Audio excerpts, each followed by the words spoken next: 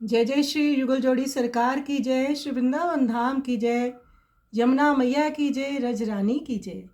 ब्रज में प्रवेश करते ही करण कुहारों में करती प्रवेश ध्वनि, राधे राधे श्याम की। डंडी स्वामी श्री हरे कृष्णानंद सरस्वती जी का ये पद है।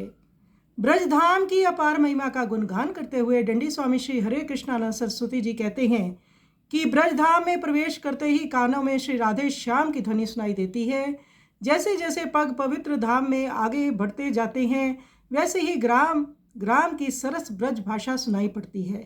पथ पथ में सुंदर करील की कुंजें शोभायमान है, जिसे देखकर सहसा प्यारे श्याम सुंदर की याद आ जाती है। डंडी स्वामी श्री हरे कृष्णानंद सरस्वती हरे कृष्ण जी कहते हैं कि गुणों से परिपूर्ण इस पवित्र भूमि की गरिमा को देख हृदय भर आता है एवं श्री वृंदावन की महिमा का बोध होने लगता है।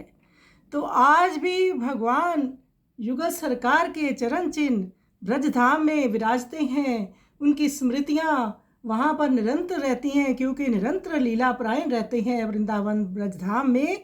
तो आइए सुंदर पद का हम श्रवण करें।